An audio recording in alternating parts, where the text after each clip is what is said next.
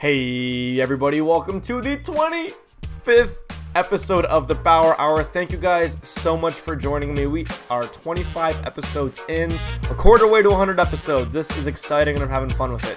On this episode, I brought on one of my friends who is currently the founder of a startup out in San Francisco. I can't give away a lot of the details because you're actually going to have to listen to it this time. But this show is awesome. We talked about his day-to-day as well as the experiences and encounters he has as the founder of a startup. Great show. Let's get it going.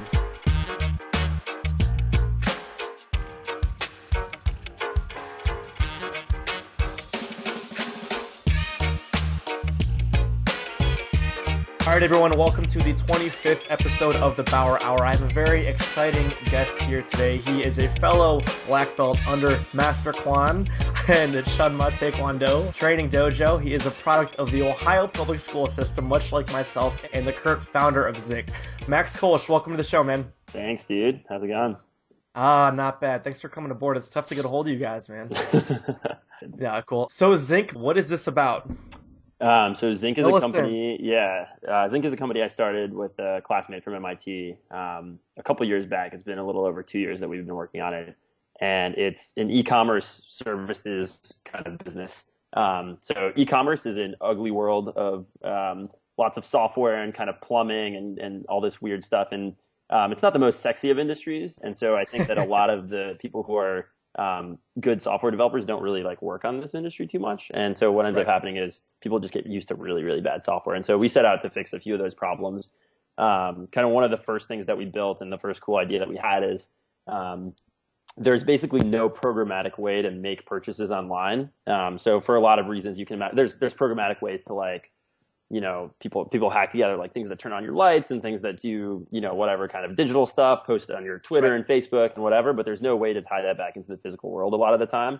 And so like Amazon, for example, has APIs for a ton of stuff, like getting prices and getting, you know, what products are available at what time, but they don't let you actually programmatically make a purchase. And so we were like, that would be really cool. And there's a lot of kind of uses for hobbyists where you can, like, make a fridge that orders you groceries when you run out of something with a couple sensors, which is something that somebody's built, to like very enterprise kind of big company use cases where people are stocking up their whole company with like supplies for the office, or they're an e-commerce business and they need to fill gaps in inventory occasionally where they need to order from like all these other places online automatically. So we kind of tie into their software and do that.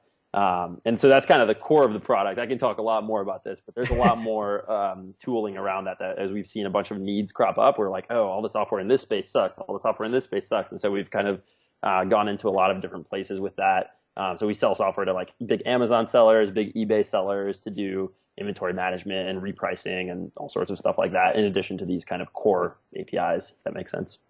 Yeah, that does. And actually, just for our listeners that aren't familiar with a lot of this tech jargon, API is essentially, I'm working with this as well on my little startup project. So essentially, you look at a thing like Twitter, even Amazon, as Max alluded to, they essentially hand over the keys to their car a little bit so third-party developers can access this. So really interesting idea, man. I remember when you started talking about this, Zinc was just like it was just an Amazon plugin, correct, for a little bit? Yeah, so it's been a wild ride. As most startups, if anybody out there has started their own company, you know that a lot of the times the idea changes and develops pretty quickly as you kind of start iterating on it and thinking about what's actually useful to people, what people like. So the first thing that we started out with was we were like, hey, we have all this data on Amazon. Why don't we use it to help people save money? Everybody loves saving money, so why not do that? And then we built this little plugin called Zinc Save that basically takes you would install it on your browser. You'd be shopping on Amazon like you normally would, and then right at the end of the checkout page, you know, it'd say, hey, your toilet paper is ready for $25, and right below that we would say, buy it with us for $23. And we would always give people a discount,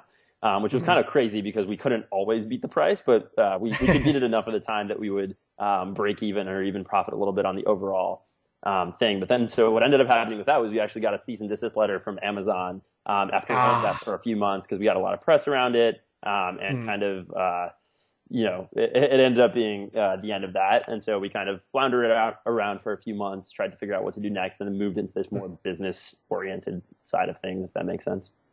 No, makes a lot of sense, actually. I know that a lot of entrepreneurs, one of the guys that actually I had on this show, he started with a thing called shop.com, and he just evolved and changed, and it was entirely different from when he started to when he, actually released that product. So, really interesting. Let's just take a step back, actually. So how was that cease and desist process? What was that like?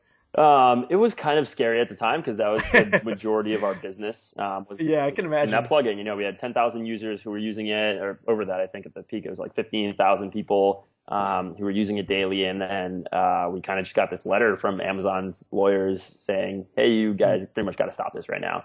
And so I don't think what we were doing isn't actually technically wrong at all.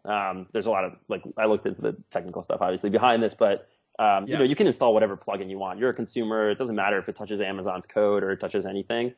We weren't doing anything directly with Amazon, but they were obviously upset because we put a button right next to the button that says place order on their website. Right. Which is pretty upsetting to them, right? Especially because they like the lowest price on the internet and we were beating them every time. So we didn't really have the resources to fight them at the time. If that had happened now, I think if we got the cease and desist letter, we would definitely be a little bit more have a little more pushback. Exactly. I think we would just ignore it maybe for a bit or try to talk it out with them. But that's still exciting, man. I mean, getting cease and desist from Amazon, that's pretty good. Yeah, I think that was there. Progress. That was good. Exactly. So how did you guys offer a cheaper product? Was this essentially just through like a Groupon or a coupon website? It was similar. So we used a lot of different techniques. So the big secret behind it was basically that Amazon wants you to believe that they're the lowest price on the internet. And so there's a lot of strategy that goes into this on their side where they put up these, on the homepage, they put up these products, or the products that you most often buy might be the cheapest on Amazon. And those were kind of like the bait and switch. There's a better term for it, I forget. But they kind of draw you in with those products. And then there's a lot of other products that are actually more expensive than a lot of places you would find them on the internet. So we found that for the products that our customers were buying, like Amazon would still be the cheapest about 70% of the time. But there's a lot of the time, like 30%, there was a reliable kind of other source. And so, for example, we would lose money on a bunch of orders for like small stuff, and we'd lose $1 here and there. But then somebody would order like a monitor on Amazon for, let's say, $500, and we could get that from Newegg with the same shipping speed, same quality, same guarantees for like $300. So we would just make up all those small losses. Man, yeah, that is brilliant. Right, and so you can tell why Amazon didn't like that as a result of that, but it was kind of more of doing the consumers a service than anything. Right. When you guys mentioned that you were working with one of your friends from MIT, when did you guys start this project? So it's got a long history. He was, I had no background in e-commerce going into this. My co-founder is actually a really interesting guy too. He actually back in high school, he's another Ohioan. He's from Cincinnati though. Uh-oh. But back in high school, he had this arbitrage business. And for those that aren't familiar, it's kind of it's one of those get rich quick schemes online that kind of actually works in a way. What ends up happening is, like I talked a lot about this price disparity, but a lot of the time there'll be like a book on Amazon. This is what he discovered in high school, sophomore year or whatever, where there'll be a book on Amazon that's like $25, and that same book is listed on eBay for like $50. And so what you can actually end up doing is listing the book without ever having it yourself on eBay for, let's say, $40. And then if anybody ever buys that book, you just buy it from Amazon immediately and then ship it to that end consumer, like direct. You never touch the book, and you get to keep that $15 or whatever. And so he discovered this, and he ran a pretty big business making like, I don't know, $80,000 a year or so just doing this. And he built some of the software to automate this. And then in college, it kind of faded out, and because it requires a lot of hands-on kind of support. Because customer support when you're a seller is really important. And so we kind of started talking about this late junior year and senior year in college, and thinking about how we can productize a lot of the software that he had made. And so we rewrote a lot of it, had a couple ideas on which direction we could take that. One of these was the price saving extension. Another one was the B2B stuff that we later moved into. And then we just started working on that. One of the big things for us was applying to Y Combinator, which is like this big startup accelerator in the Bay Area.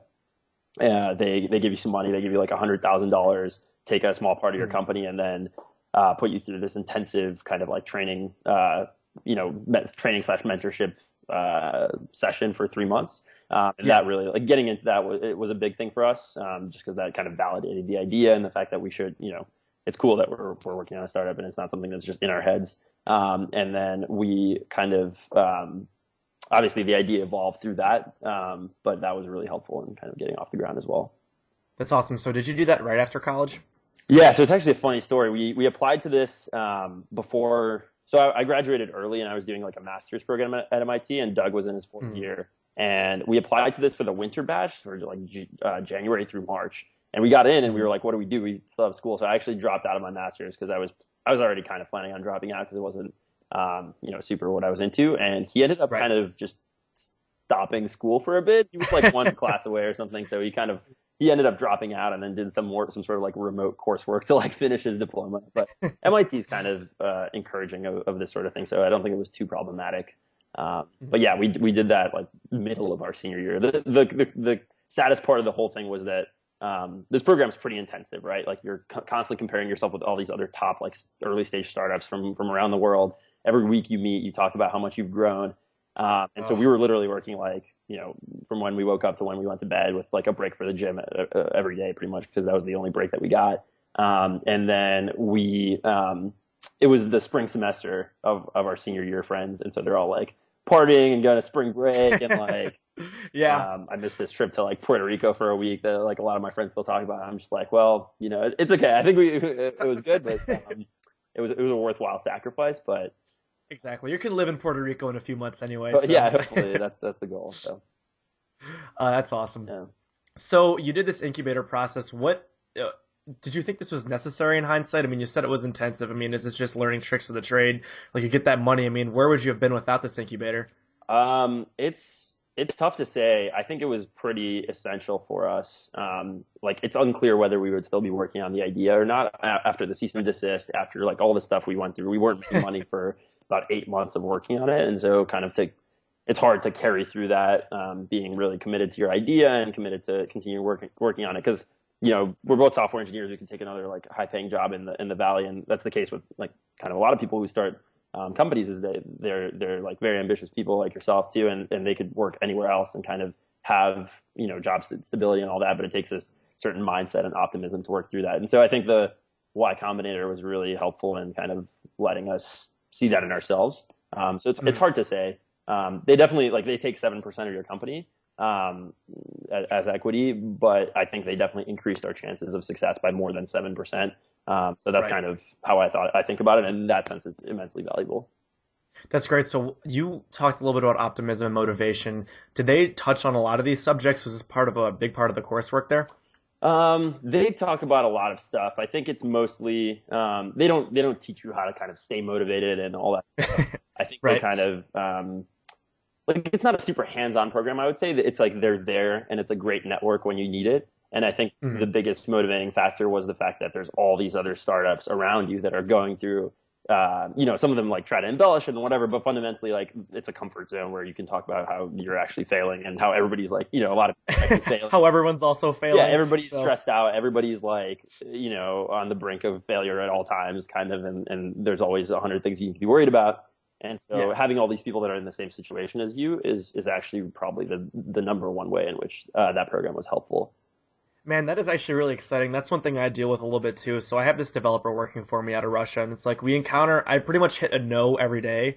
I either hit a no or an issue, and it's just like this constant thing looming over my head of like, I've invested so much time into this. It's just, this might not take off, but it's very comforting to hear that a lot of other people are going through that. Yeah. So you read the news, you'll see is like all the success stories and all the billion-dollar companies. When it boils down to it, like there's a ton of people that are, having the same problems as struggling everyone does in the early days. So, but yeah, I mean, I think there's fortune in the failure from what I've experienced. I mean, even if this just completely flops on me, I just now have the ability to just speak comfortably to this web development team, get things accomplished, and keep moving projects forward. So, fortune in the failure, man. There's a ton you learn from just going through the motions, and a lot of experience, obviously, and like you said, the biggest kind of indicator of success is just not giving up in the first place. Yes. That's why most startups die, is they're just like, well, we should give up. Well, we failed. We tried. Let's give it a job. So let's ask you a personal question. How do your parents and peers react to you going this route as opposed to taking a very comfortable salary job somewhere else? Yeah, my parents were confused, I think, because I told them the summer before that I had a pretty very SF internship with like the free meals and all that stuff, and it was great. And I obviously enjoyed that a lot, and I could have gone back there. So they didn't really understand initially, especially after a few months of when we when we were still like not making any money and kind of confused about what we were doing. Now that we're making money, I can tell them, and like that's something they understand in concrete terms. The other problem is like, my entire family's doctors. They were very supportive of me as a whole, but like I think they might have been a little scared initially. Luckily, because you're jumping into uncertainty and you're challenging the status quo a little bit, and especially going to a school like MIT, you can pretty much do whatever you want. But I think it's really awesome that you're doing what you want as opposed to what kind of society is conditioning us to believe that's success. So it's nice too, because I mean there is a good safety net right now. Like the economy's good and all that stuff, and as long as my skills are kind of still relevant, I felt people are like, oh, startups are super risky, and they are. But the worst thing that happens kind of is you just take a different job, I guess, in a lot of cases. And you a lot of people would say, oh, you wasted all that time, but it's not what waste. You learn so much out of it, and you get so much. You work really hard. It's pretty invaluable. As far as peers though, I think like MIT does have a pretty good culture around this. So I think everyone there was understanding, and it's kind of the cool thing to do now too. So like part of that, it's kind of it is really ballsy. I mean, this is Zuckerberg when I think dropping out of college halfway through when you have such a good idea and it takes off. Yeah. Let's talk about your current state. So you are a 10-person company now, correct? Or well, do you guys consider yourself a company or? Yeah. We're a company. Okay, so you guys are C Corp. Okay. Technical, yeah. Nice, a good old C Corp. Yeah. I was actually talking with one of the tax guys about that, so I'm sure you have to deal with a lot of that fun stuff. But you guys are a 10-person company now, so tell me about that a little bit. Tell me the day-to-day stuff at Zinc. Sure. So we actually were a very small company for a long time, and we only recently started hiring. We're kind of an unusual startup, I think, in that we're like a lot of startups here will try to raise as much money as they can, try to hire as many people as they can as quickly as possible. We kind of avoided that because we wanted to get to the point where we were making money as soon as possible. And so we managed to do that fairly quickly after we went to this, business to business kind of selling stuff.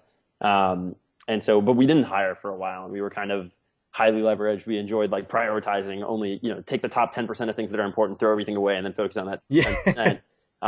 Then at some point we realized that we could be a little bit more leveraged with more people. And so we hired our first few engineers like only about 6 months ago. And then we, continue hiring up until now. So our team is actually pretty cool. We only have 6 people in the office, and the rest are remote. Wow. Okay. So they're remote in the U.S., but like one's in Atlanta, one's in L.A. Where are the others? One's in South Bay, which is like an hour away from here, but still kind of remote. And then we have a core team in the office. I mean, the culture has luckily been really good. We've been hiring people that we know, that we've worked with in the past, which is actually a really good way to hire. You don't want to just go and find somebody random. A lot of the time, if you are able to know somebody who you've worked with before, or who you're friends with at least, that's actually really helpful. So especially while you're still very small. Obviously, you can't do that forever, but so we've been able to get some good people that way. That's awesome. So how did you inspire these people to take your kind of, join you on your vision rather than taking one of these other opportunities? It's a good question. Let's see. Well, a few of the people we hired from so I'll talk about the engineers specifically. So we hired one engineer from a company called Stripe, which is a really big startup here. Another one from Dropbox, which you might have heard of. And so a lot of it was realizing that engineers really like responsibility, especially a lot of the really good engineers like having ownership over an entire kind of part of the company or core part of the product. And as a founder, we like giving people responsibility because it means you're kind of you're less liable for that, right? Because at the end of the day, you're liable for everything. If something fails and a customer's upset, like it's going to escalate up to you. And so if an engineer wants to take full responsibility, that means they're there for the good times and the bad. And so that's good for us too. It kind of, it creates this clear split of responsibilities across the company.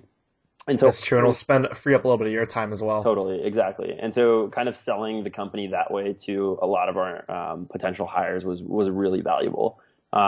People, I think smart people value responsibility and want that kind of thing. So kind of selling them on that. And there's less obviously bureaucracy and stuff like that. One of the engineers we hired was like, before he started, he was emailing us. He's like, I'm excited to actually like do some coding. I'm tired of sitting. I've been in meetings for like 6 hours today. We're like, perfect. We don't do meetings ever. Like you can, yell at me across the room if you need to. So it's kind of a different culture. But that sounds very startup-y though, from what I'm hearing. It's pretty startup-y.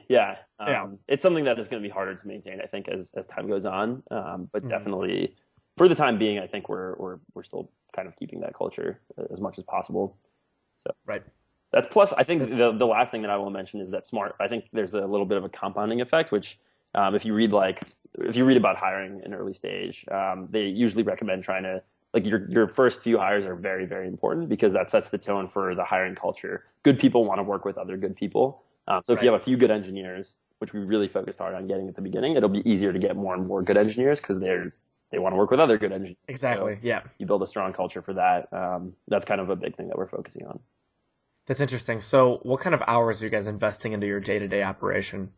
So it's gotten better the past couple of years. I mean, it started out, like I said, when we were in YC, we would wake up at 10 a.m., work until 9 p.m. with small breaks for lunch and dinner, go to the gym, then work until 2 a.m. and then repeat pretty much 7 days a week. And after that, we were burnt out. We kind of took that was right after we got the cease and desist. After that, we were a little burnt down and we slowed down a little bit. And then when we started making money again, we picked it up. I'd say right now we work pretty normal work hours. We try to keep it kind of the work hard, work smart, not hard thing or whatever. Right. I think that people become, if we work an extra 20 hours a week above 40 hours a week, and you don't get a 50% increase in productivity, you maybe get a 10% increase in productivity. And so I think it's all about prioritizing, with startups. Like I said, you can have 100 things to do at any given time, and the most important thing for the company to do is figure out which 10 of those are the most important. And usually you're going to see the most benefit to your company from only 10 or 20% of those things. And so right now our hours are, I don't know, we work probably 50 hours a week, something pretty reasonable. Yeah, it is pretty reasonable. You brought this 10% productivity up a little bit. So what kind of tasks would you say are the most important to perpetuating your business?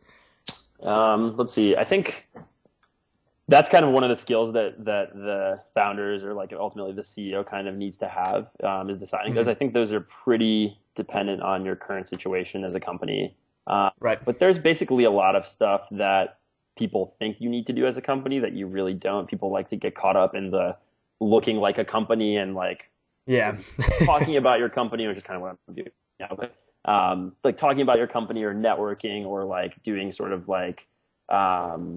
just anything that's non-essential to your business. The YC mentality on this is either you're talking to your users to get feedback or you're working on your product. So you're kind of closed loop of you build a little bit of a thing, you go out, you talk to your customers, see if they like it. If they don't, you scrap it, you build something else, or you can't kind of keep working with them to iterate over and over on this product. And that's how you grow a good product.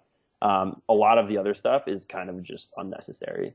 And so that's kind of the rough outline of how I would structure your focus on things. But I think for the most part, it's very company dependent, and you just got to figure out what is going to be that 20, it's the 20-80 rule, I think is the Freitas Principle. 20% of the work will give you 80% of the results. So you got to figure out what that 20% is and just always focus on that. Yeah.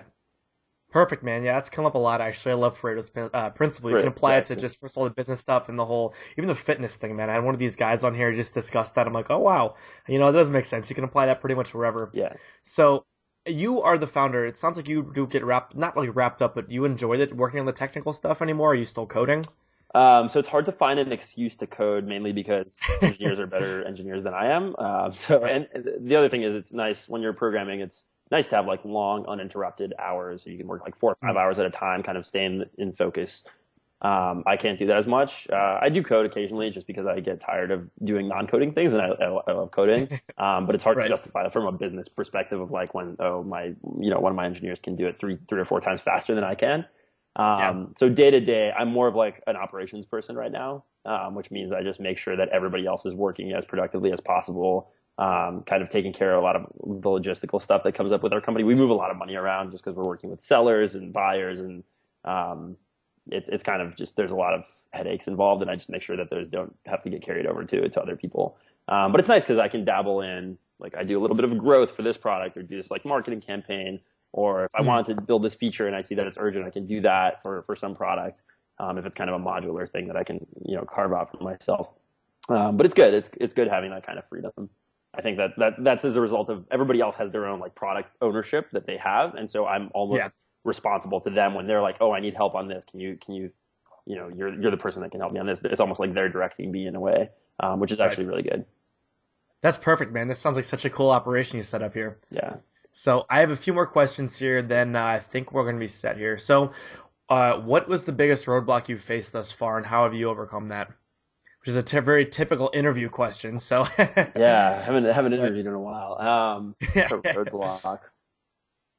I mean, we've had a few very kind of concrete roadblocks that were out of our control. So the biggest kind of one of the issues with our business is that it's not something where we are fully in control. We work with eBay and Amazon and PayPal and our bank and all these other parties that are kind of constantly involved, and a lot of our constraints are based around them. It's not something where you can just build something from scratch and then you're entirely, there's nothing that other parties can do to stop you, basically. And so some of the biggest things have been one of our banks, we like kind of outgrew them, or we started ramping up our volumes really quickly, and they just kind of cut us off. It's a long story, but they just like stopped sending our wires, and then we had to go through this like approval process. I was on the phone with like banks, like compliance this and compliance that for like a week and a half, until finally they were like, you should just like they still wanted us to go through this process, and we ended up moving to a different bank. And the new bank has been fine, so it was kind of a stupid thing that happened, and it kind of cut off our operations for about a week and a half. That wasn't a roadblock. It was just something we kind of had to get through, and it was a big headache at the time. And the same thing has happened with PayPal, except it was a little bit more chill on that end. Obviously, the cease and desist was a big roadblock, where it was kind of a changing, defining moment in the company. Right. Besides that, I don't think we've had anything. For me, I think the biggest kind of mental roadblocks are when we don't grow. So one of the YC things, when I say YC, that's the Y Combinator, the accelerator. Right. One of their big like slogans is "You make what you measure." So what that basically means is you, as a startup, you can only focus on so many things. Like I said, prioritizing, and you kind of pick a number. Usually, they'll have you pick one number. And that could be like the number of users. For us, it's just the number of dollars per month that we're making. And then you like put that up. Like in YC, we just had a big whiteboard where we would calculate that every day and put it up. Right now we have like a spreadsheet that shows that number, calculates shows us a bunch of pretty graphs and calculates how that's improved in the past month. And so for me, kind of the mental thing is like, obviously there's months where weeks that we don't grow. We've had months where we've, shrunk that metric. And it's partially because it's a cyclical business, actually, e-commerce. Obviously, like holidays are huge, and then January, February chill out a little bit. But also, it's just sometimes we're just not growing, and it's hard. But you kind of like tie your self-worth in a way to that number. Maybe that's a little bit unhealthy, but for the success of the company, it's healthy. And you're kind of you're sad when that number's going down. You're happy when that number's going up. So for us, it's just been those like weeks or months where it's just like, what do we do? We need to like figure something out to continue moving forward, which is just something that's going to always be the case. Right. That's interesting. So I have a separate question here, but just another one on the side. How did you prepare for this management at all? Have you like read any books, any courses on this stuff, or is this just kind of like a byproduct of throwing yourself into the deep end? Yeah, I think the best way you can learn to do startups is like by just doing a startup. Even if you fail the first time or the second or the 5 times, like you're going to get more out of that than actually doing books. I mean, I read a lot. Like I'm in the Silicon Valley bubble. I read a lot of the newsletters and blogs and whatever. But a lot of the time, you still have to figure it out. There's a lot of good advice out there. Like I'm not saying discard everything, but a lot of the time it's just like figuring out what's actually applicable to you. And so no, I don't think the most successful founders are those that are really like passionate about what their kind of product, like what they're working on, or caring about their users. It's not about the generic like managerial leadership skills, right? A lot of founders they'll hire like a CEO at some point in the future when they grow to a point where there needs to be somebody else that takes that idea to the next level. But for being a successful founder, I don't think like management courses are or like necessarily the winning strategy. There's more to it than that, I think. I would agree. I think the typical look of a PhD, not a PhD, but a master's in business or going back to your MBA or something like that, that's kind of antiquated at some point. Even I read the book recently, The E-Myth. I don't know if you've read that one, but it separates a pyramid. So it takes a pyramid. The tip of the pyramid is the entrepreneur, which kind of like manages even the management underneath and the technician under that. So it's sort of a similar concept where you can actually put someone in management position underneath you where you steer the vision and then they can just manage the day-to-day stuff. So I think that's exactly right. Yeah. The founders don't need to be the best managers. They just need to be the idea people a lot of the time. Exactly. Yeah. So what books and blogs do you follow? If you could give any book recommendations for the listeners. Recommendations. I haven't read books recently, which is just sad. But there's no time. Unfortunately, Right. I want to read. It is a time commitment, man. It's tough. What's a good book that I've read? Yeah, when I do, it's like random fiction, I think. But so for blogs, I follow. There's two that I would actually recommend to a lot of people. So one is called it's called SaaStr, which is a silly name, but it's SaaStr. And SaaS stands for Software as a Service, Right. which is kind of what basically any company that sells software to other businesses with a subscription model is software as a service. And it's run by this guy named Jason Lemkin, who's like a serial entrepreneur, very successful. And it kind of takes like this no BS approach to kind of tracking your metrics. And it doesn't get caught up in all the hype of startups. It's more about like the fundamentals. And I really like his content a lot. So I would recommend that to anybody who's doing something similar to us, which isn't necessarily, if you're building a startup for consumers, it's kind of a different ball game. It might not be as relevant to you, but it's still a lot of the same principles apply sometimes. And then the other thing is there's a newsletter called Founder Weekly, which I think if you just Google Founder Weekly newsletter, you might probably be able to find it. It's an aggregator, so it's not just one kind of author behind it. They just aggregate a bunch of every week. Obviously, they aggregate a bunch of articles and blogs, and they actually have book recommendations too. And there's a lot of these newsletters. I found this one to be really, really high quality. So those are the two that I would recommend. Yeah, that's perfect, man. I know a lot of our listeners would appreciate that. So cool, man. I think that's actually everything I had today. So anything else you want to share with the listeners? Nice. No. Yeah, I mean, you know, other than go get some zinc. Some zinc, yeah, absolutely. How'd you come up with that name, actually? It's a stupid story. Actually, it was a .com that was available at the time, and decided to buy it, and it was no longer available. But we kind of kept the name, and now the domain is like $500,000. We're probably gonna wait on this maybe.